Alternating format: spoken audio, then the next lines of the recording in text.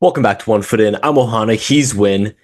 It is Friday, which means the first of the college football playoff games is today, but we already talked about that one in Indiana and Notre Dame. Today, we're going to talk about the other three games that are going to be tomorrow on Saturday of this first round. And I'm very excited to talk about these games because some interesting storylines, some interesting teams that we've discussed a lot this season, many of these teams, in one way or another. Some we did not believe in, others we believed in, and I suppose they're in the playoffs, so proved us wrong. Maybe is the wrong word, but some disappointment from some of these teams. I'll say that. But I mean, I know I'm just ready to get into it. I don't know about you. Let's jump right into it, boy. Let's start Let's. with I think we start with Tennessee, Ohio State. I Huge think game. so. I think that's the consensus first round dogfight. I think that's the one that is probably the biggest wild card, probably has the most implications as well when it comes to who Oregon, the number one seed undefeated team, is going to pick up in the next round. It is in Columbus, Ohio. And Ohio State is a 7.5 point favorite. 7.5 point favorite. Your first, before you say anything about the game, your reaction to a 7.5 point favorite for either of these teams. I, uh, if Ohio State didn't play the way they did against Michigan, then I'd be, that's fine because they gave Oregon the only good fight of the year. Well, that's not true, but they gave Oregon a great fight, and that would have been their only loss. After the Michigan game, I just can't have them as 7.5 point favorites against anyone. I don't Yeah. think so. Well, especially against Tennessee, a team that I feel like they haven't, as far as the way that Tennessee plays, I feel like a very different style than they've probably faced all season. I feel like you would agree with that. Hmm. And Tennessee is a wild card in themselves. Ohio State, I felt like we were pretty adamant about the way that we felt about them. And then they cough up that Michigan game, like you were talking about. And you kind of have these alarms going off saying, well, what the hell does that mean? That was also in Ohio State, which I feel like is an important thing to point out here because they're playing Yep. there again. So, Tennessee, we were really high on them at the beginning of the season. I think you and I both had them making the playoff, or we were both pretty I adamant. eventually had them making the playoff Got them in in our there. updated bracket. Yep. Big Nico Iamaleava guys. But speaking about Iamaleava, definitely a season that I don't think we thought he would have. I thought this was going to be his Mm-mm. breakout year, even though, yeah, it's really his first season at the helm of things. I thought we were going to see a better version of him. He's shown glimpses, right? He showed some qualities. They beat some good teams this season. They should have probably lost to some teams this season too, but they made it in the playoff as a 9 seed. Very interesting. And I'm sure they would probably like to be in a lot of other spots against the other teams than playing Ohio State. But maybe I'm wrong about that. Maybe I'm wrong about that. You don't Maybe know. they love the challenge. Maybe they love the challenge. Maybe this is the road that they want to be on. I'll talk a little bit about the game first. I'm going to hear you give your prediction first, but Okay. I think that Tennessee has got a very interesting front when it comes to defense. Right, I think that we've Yeah. watched them really lock some really good teams down. Um, and Will Howard, the Ohio State quarterback, is at times prone to turnovers or prone to poor decision making. An extremely costly one against Michigan, right? That interception within the 10-yard line. And then he even had, some bad turnovers when they played Penn State. And I feel like if Tennessee's defense can capitalize on that, which I know they have the ability to do, if they can get to him, if they can disrupt the pocket, and if they can lock down those receivers, I think that they're gonna be neck and neck in this game with them. That's kind of the way I see this game going. But the question is will that happen? What version of Ohio State are we going to see? Tennessee hasn't played in a while either. I feel like they haven't played really a tough game in a while. You can call Vanderbilt a tough game, but I wouldn't. So I think that both of these teams have the firepower to beat the other team. I have no doubt in my mind, and I feel like if these teams played 10 times, it'd probably be. I don't think it would be. I think it would go a lot of different ways in a lot of those 10 games. So I think this is a wild card game. I think this could go either way. Before I give my prediction, I want to hear what you've got. I mean, to me, I'm super excited for this game because I suppose just off brand value or name value and just like, it feels like the closest matchup with two big brands and everyone watches Ohio State. and we've seen Ohio State on the big stage, and Tennessee is this fun team. Um, and I think this is really interesting because, like you said, Tennessee's defense is elite. It's an elite defense, but where it stands out the most is the run defense is especially elite. And Ohio State, like their game should in an ideal world for Ohio State, where they're playing their version of football that they should be playing, that they seem to not want to play against Michigan all the time, is on the perimeter, getting the ball to what they've become known for the past half decade, which is the receivers, their playmakers, the guys on the outside. That's what their brand is. That's what they should be as a team. That's really what their culture is coaching wise. When you look at Chip Kelly as their offensive coordinator, it's about tempo. It's about getting the ball to the playmakers out on the perimeter. It's not this like round and pound physical football team that they tried to pretend to be against Michigan and it bit them. And if they try to do that against Tennessee, it'll bite them again because that's Tennessee is elite against that style of football. Tennessee is hoping and praying that Ohio State falls into the same trap they did against Michigan. But where I think this game is really interesting is it is in Columbus, Ohio, and if you look at the weather, the predicted weather, it's supposed to be on Saturday 28 degrees with some light snow. So listen, does that make it impossible for Ohio State to play the brand of football that they should be playing? No, not necessarily. Light snow is not heavy snow. Not that I'm super familiar with snow and its impact on playing football, considering my geographical location. But I feel like light snow can't be that bad. So if Ohio State is able to play that brand of football, I feel good about them. Tennessee, on the other hand, the defense I feel good about regardless. Um, like the run defense, I feel good about regardless. I do think if Ohio State decides they want to use their playmakers, they'll out talent Tennessee's pass defense.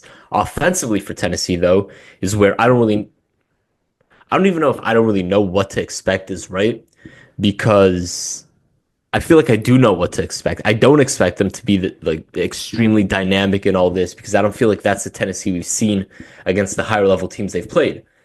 Um, you mentioned Nico Iamaleava, who started the year off as Frico, and we thought, here he's coming, and then turns out he's actually Twico for a large majority of the season, and that's not good for him.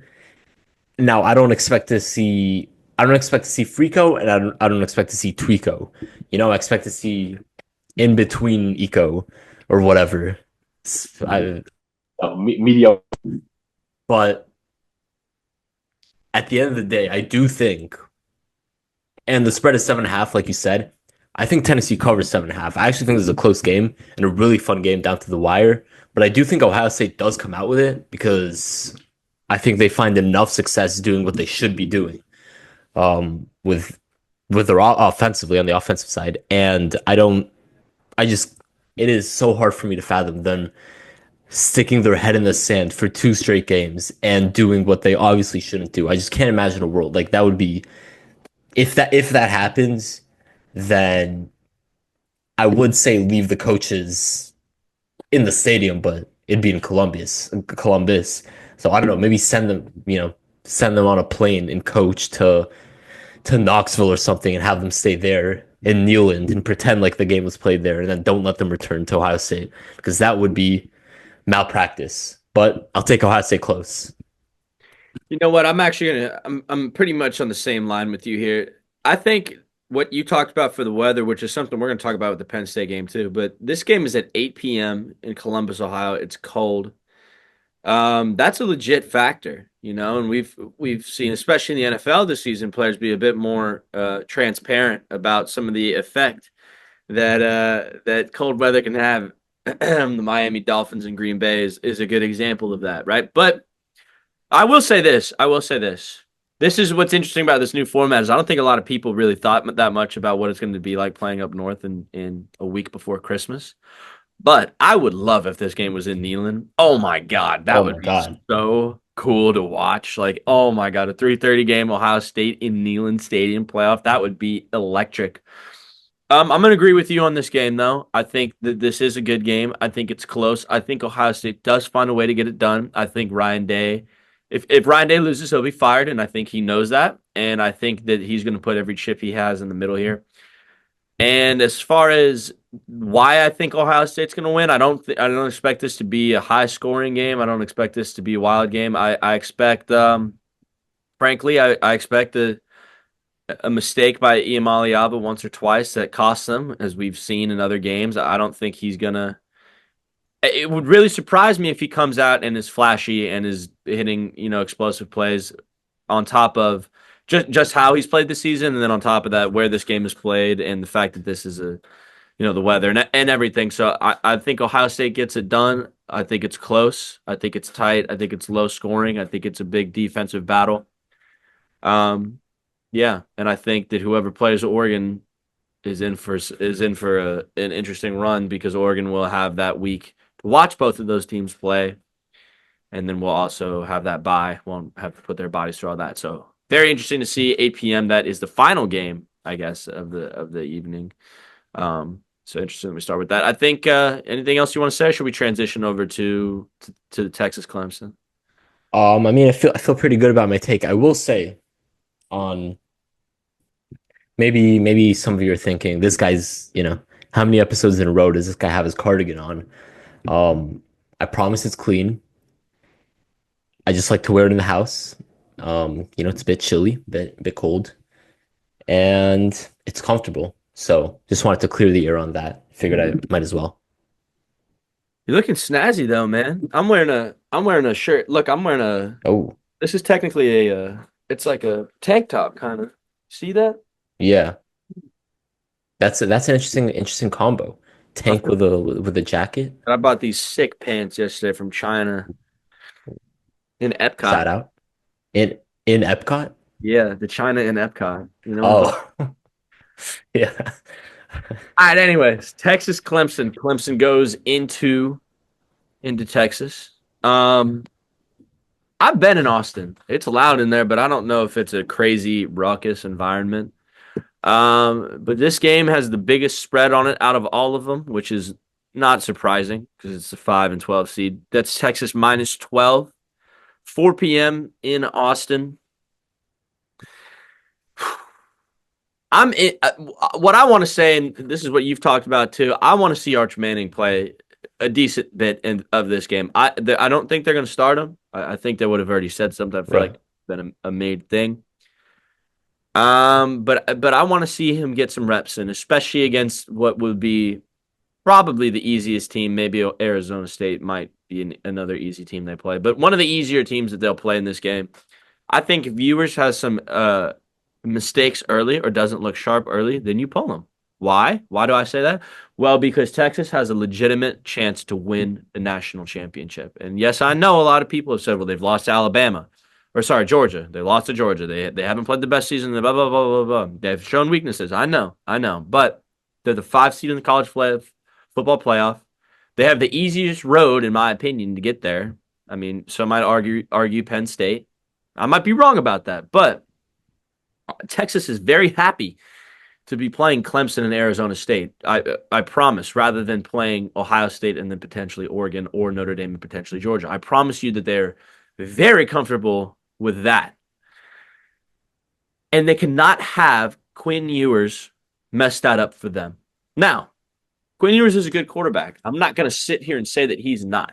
He's shown that he can throw a lot and he can play well and he's a facilitator. And look, if Sark thought Arch Manning was better and was more ready to start, he would start him. But I very much expect to see some Arch Manning in this game and maybe even a passing of the torch here, potentially. I like Texas to win this game. I like Texas to cover this game.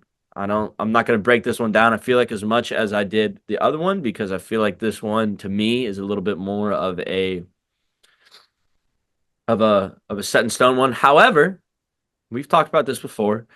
Texas has not played a high amount of good teams this season, right? They've played Georgia a couple times, they've lost.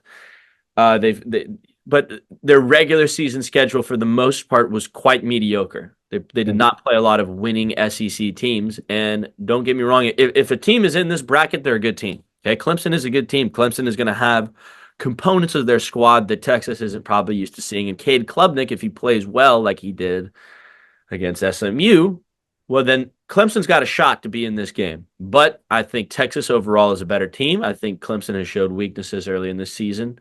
Clemson could not score well against South Carolina. I think Texas has an elite defense that's going to get to them pretty well. And I do think that Texas is going to get the offense rolling more than we've seen. I think that it's do or die time now, much as it is for Ohio State. They need to get the ball rolling. I think they're going to get it rolling here at home in a good first win against Clemson.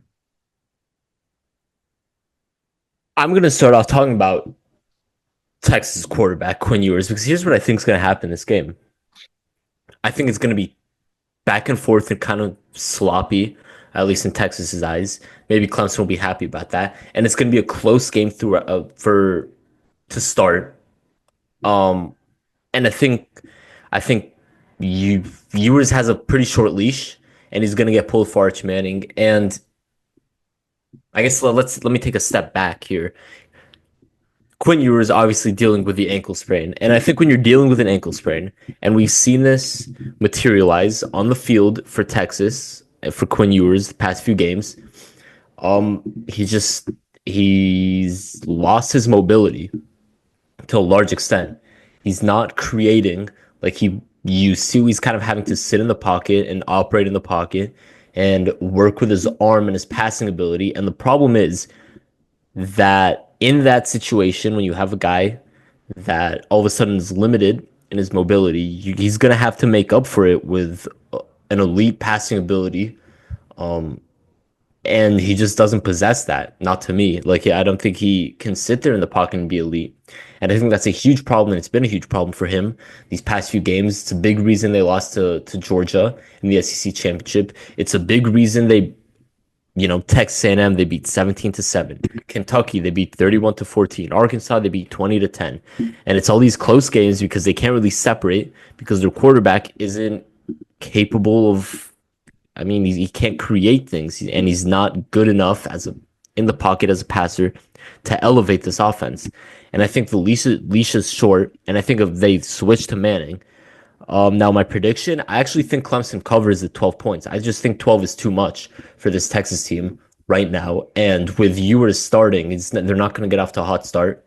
And even if Manning comes in, now, I will say, I think it'll be like a 10-point win, and it'll be by the end of the game, it'll feel like what a more comfortable 10-point win feels like. I suppose it'll feel like it did when they beat Arkansas or when they beat Texas A&M by 10 points. It's like, yeah, it looks close and Clemson covered, but it doesn't really feel like Texas was in trouble at the end there. That's kind of what I expect to happen.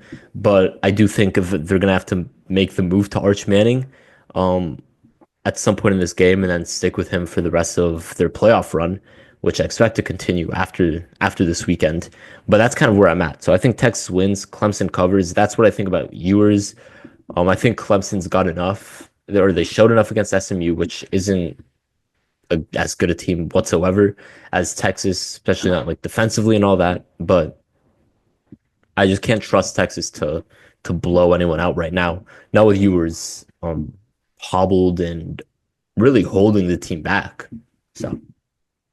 Yeah, I mean, I could definitely see Texas winning this game by 7 to 10 points. I think they're going to figure out a way to get 2 touchdowns on it, even if that comes in maybe not the prettiest. I think if Clemson finds ways to score somewhat consistently, then they'll cover for sure and they'll make it a game. But I think Texas's defense is really good, and I think that they're able to disrupt, they'll be able to succeed. But interesting game. But I definitely think that I would not be surprised for Arch Manning to come in. He also gives them that mobility factor, which I think is a big part moving forward. And I think they want to at least give him more reps. And the winner of that game will, of course, face Arizona State, who gets a bye week, which I talked a little bit about, I think is an interesting call. But nonetheless, they will face that team. And I don't know if you saw Arizona State's quarterback, it was either this morning or yesterday, say, why not us? Why not us? Ball falls our way a couple times. Why not us? That is true. We've already talked about Indiana, Notre Dame. We both have Indiana winning that game. That game is, Yep. when you're seeing this, will be tonight, Friday night, in the great Indiana battle down in South Bend. Very excited about that one. The final one that we're going to talk about in the first round that we haven't talked about yet are the SMU Mustangs Go Ponies going into Penn State in what will also be a likely 20-degree something kickoff. This game is at noon, so it's not at night, which is it has a different factor to it. SMU's average, I saw a guy talk about this earlier. SMU's average temperature that they've played when they on kickoff, the average kickoff temperature in games they've played, 72 degrees.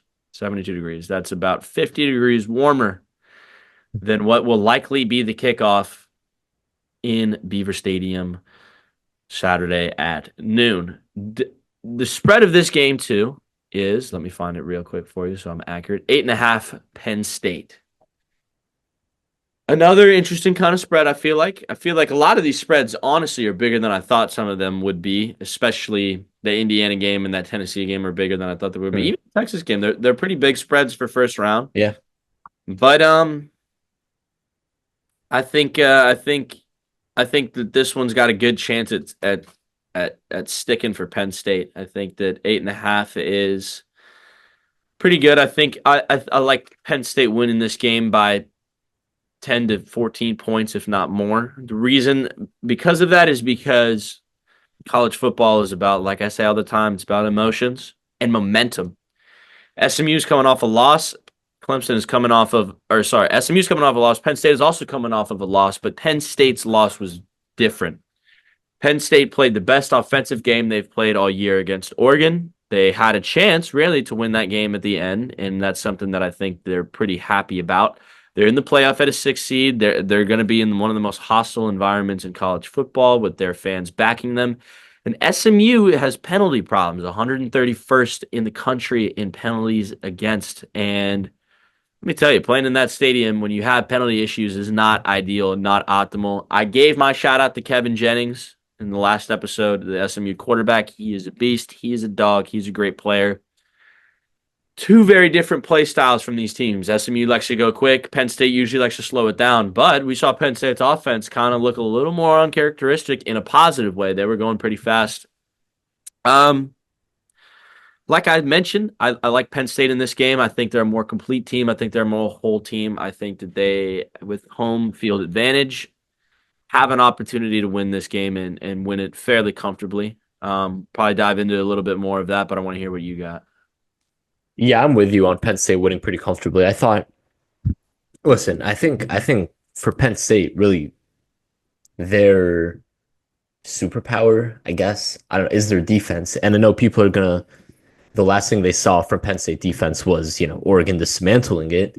But I think that says more about Oregon than it does Penn State. Because if you look at their defense against the other teams they've played, I mean they held Ohio State to 20, and that game was not, their offense, Penn State's offense was not helping out their defense in that one. So they again hold Ohio State to 20. And by the way, one of the scores in that game was a defensive touchdown for Penn State. And they've got Abdul Carter. They've got like really good players on the defensive end. And I think I just think it's a class above, or it's a step up in class for SMU. And they're not really gonna it's just not there for them. And on Penn State, they don't lose these games. Like they don't lose games to inferior opponents in theory, I suppose. Teams that they win the games they're expected to win. So I'm trying to say. If Penn State's coming into a game favored, expected to win, like And they lose the games they're expected to lose. they lose the games they're expected to lose. Exactly. If they go in with James Franklin and they're expected to beat a team, they're going to beat that team. And they're expected to beat SMU, and I just think they're going to beat SMU. They're going to cover the 8.5 points, and that's pretty much going to be it. And that's, not to discredit SMU. SMU's had a great season, and they've earned their way into the playoff, even though they lost the ACC championship game, but they made it a game against Clemson. Came down to, what, a 56-yard field goal. And so I just think Penn State's going to be too much. It's going to be in Happy Valley too, which and the whiteout in Happy Valley. It's going to be a crazy environment. It's going to be cold. It's going to be like SMU. It's just not going to be something. I hate to say it. SMU's not going to be ready for it. I suppose you can say. It just again a step up in class for the Stangs when they head up to play the Nittany the Nittany Lions. I don't know why I was struggled that. But yeah, and I think, listen, offensively too, they did show something against Oregon. And if they can continue that, then there you go. If Drew Allard can build on that performance he had and his increased draft stock, even though he decided to stay next year, but maybe that's a boost too, or Penn State feels good about themselves, their quarterback's coming back next year. You never know. But I think they win this game comfortably. I actually think Penn State's in a pretty good position here, but we'll get to that in a bit. Yeah, and I think too. Obviously, both of these teams watched the other team lose the week before, 2 weeks before. But I think that Penn State has more to look at in the sense of what are SMU's weaknesses, right? But before that Clemson game, SMU had not been exposed, right? And mind you, the reason that score was so close in the game is because SMU had to make a 17-point comeback. I mean, they were getting torched by Clemson early in the game. And if you remember us talking about this too, it seemed like the stage was too big for them, right? They were dropping passes, they had bad penalties, stupid mistakes, right? And this is an even bigger stage. I mean, yeah, the ACC championship's big, but the SMU hasn't played a team like this. They haven't played in a stadium like this. They haven't played with implications like this. And you could argue, well, then they're going to rise above and blah, blah, blah, blah, blah. I don't think so. I think that this is Penn State's game. I think that they're going to find those weaknesses that Clemson was able to find. They're gonna get them. And the thing about SMU is they can watch that Oregon game and try to find weaknesses in Penn State, and they will, especially on the defensive side. But like you mentioned, I think that's a more of a credit to Oregon. And two, you're watching their offense and you're going, dang, we're going to try to stop that. So I like Penn State here. I like Penn State to cover. I feel like this first round, I mean, we're taking Indiana to beat Notre Dame. That's also kind of a Yeah, personal pick, but I feel like this first round, for the most part, is pretty, I feel like it's pretty agreed upon by the world of the sports people and whatnot. right. I think next round will be very interesting, very exciting. And like you were gonna mention something about Penn State and their road to glory. Oh, I mean, do we want to do the bracket right now? Yeah, we got a little bit. Okay. Yeah. Okay, let's do it. Um, yeah, so I mean, like you said, I think the bottom half of this bracket is pretty straightforward for the most part through to the final four. Um, and then the top half is, more of especially that top left. So I'll just run through my picks. I'll start with the top left. I'll go by quarters, by quadrants, I suppose. I don't know. So obviously I have Ohio State beating Tennessee, then Ohio State, Oregon, the rematch. I'm gonna take Oregon in this one. I've been with Oregon all year, and I think they've shown that they've been the best team all year, and I'm not gonna quit them here. And I really have no reason to quit them here. So I take Oregon to win. They win the rematch. They're 2-0 against Ohio State in their first year in the Big Ten, which is pretty incredible. Um, and then let's go bottom left. Texas obviously over Clemson, and then Texas over Arizona State. Unfortunately, I do think Texas is a class up for Arizona State. Um, and they really have the easiest path of all the teams. Well, I don't know about that. Top right, they have an easier path. Let's say that. Top right, obviously, like I said on Tuesday's episode, I've got Indiana beating Notre Dame, Indiana, Georgia. Now, as much as I would love to pick Indiana here, I really would. I'm just not going to bet against Georgia in this situation. And really, really, I just don't see a world where Indiana wins the game. Like I can't envision it. And if I could envision one way for Indiana to win this game in my mind, then I'll be honest, I'd probably pick Indiana, or I'd think heavily about it. But I just can't really do. I just can't envision it. I can't imagine it. And I'm just gonna trust Kirby and that team that's been there before to win that game. And then bottom right, Penn State. Obviously, I have beating SMU, and then I think Penn State takes care of Boise State, who's really just got Ashton Jeanty, and then what, And I think at some point it kind of he can only take you so far against a really good Penn State team. So that those are my final four. Oregon, Texas. These are the teams I predict to finish 1-2 at the start of the season. And I'm gonna go with Oregon here. I'm gonna go with Oregon to beat Texas. I think at this point, I believe it'll be Arch Manning starting. I just think too young, too fresh, too new. Oregon is just it's their time. I suppose they just seem different from in a year where there's no great team. They feel like the only team that has a capacity to be legitimately great. Um, and then Georgia, Penn State again. This is not a spot I'm going to get a bet against Georgia, and it's not a spot I'm going to bet on Penn State. It's a double, uh, you know, double in either direction. So I'm going to take Georgia here to face Oregon in the national championship, and then national championship. I think Oregon takes it all. Listen, I'm sticking with my boys. I'm sticking with Atticus Sappington, who I gave a shout out to in the last episode. Low key. No, I'm not going to pick. If this comes down to an Atticus Sappington game winner, game winning kick, I would celebrate. I would be happy because that means it would be a great game, and my guy would get to have his little moment in the sun. But I think Oregon wins it all. That's my pick. Well, I wish I had more to add to this. I'm gonna throw my bracket up. My new one, 3, 2, 1, boom, full Oh, bracket. we've got yeah. We've got the exact same thing. Which I think, some might say that's boring. You know what? I think we're right. I think we're I both think we're right. I yeah. think we're both very handsome. I think we're both smart. I think That's we true. both dress really well. So I think we got a lot going for us, and I think that we're right. Um, is Oregon maybe a bit of a personalized pick for us? Maybe. But They're legitimately, though, also the one seed. Yeah. also the one seed, they haven't proven, they haven't shown that. And honestly, like, they've already beaten Ohio State. I think they'll do it again, especially with that week off. And then when they play Texas, which I'm almost positive they will, I think they beat Texas. Like, I really do. I think their offense is overwhelming. Even though Texas has a good defense, I think their offense is overwhelming. And like you mentioned, Dylan Gabriel is an elite college quarterback.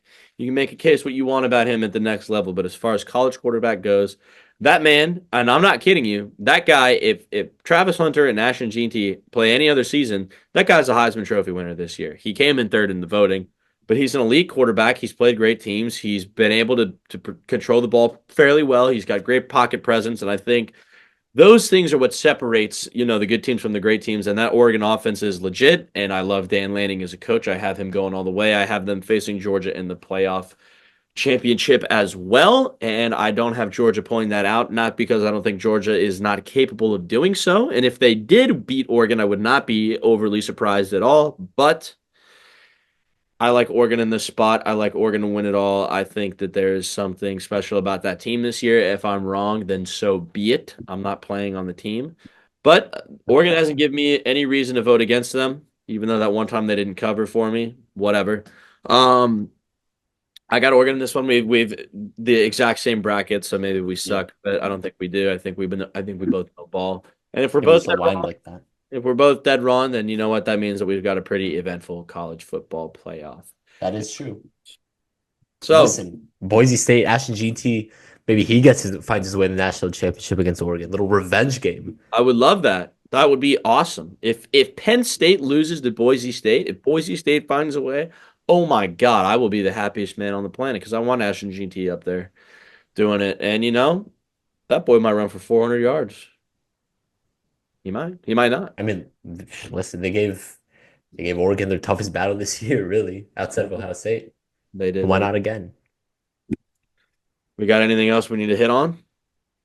Feel pretty good about that. I'm excited. Feel I pretty am good. I'm excited. pumped up. I'm so excited. Cannot wait to watch these games. I'm sure y'all are the same. I'm gonna cut all these. I'm gonna cut all these individual games in their own YouTube videos as well. So we'll have those up there on the channel to go check out. But yeah, we both got Oregon. We like the Ducks. Quack quack. Here we Snow go. Ducks. And that's pretty much it for us. Losers of Dallas Wilson. Shout out. Dallas Wilson. 5-star Florida Oh Florida yeah, yeah, yeah, Academy. yeah, yeah. We were just talking about that right before. I don't know Yeah. why. On it. Yeah. Do you think he's gonna get cleared to go there? He's trying to get out Yeah. of. We're here. He signed. I think so. I think or apparently Oregon's done with him. Apparently. Oh, You know, according oh, to the Oregon boards that I saw on Twitter, which who knows if that I think it'll get done. I think so. I'm interested. Yeah. Well, we're excited to watch these games. We hope y'all are too. We hope our predictions stand true, but if not, so be it. But they will. We're the best. Eitan, give them something to close out on. Um, you know, Yeah. All right. I hope you all enjoy these games because I know I'll enjoy them. If your team loses, if your team is one of these teams and they lose, you know, that's okay because Playing. if you look at me, I'm a what, 7-time lock of the week loser and I'm still here. So you'll make it through. That's all I've got to say. We will catch you guys in the next one, recapping all these games, which we're super excited to do. I'll catch you in the next one. See you.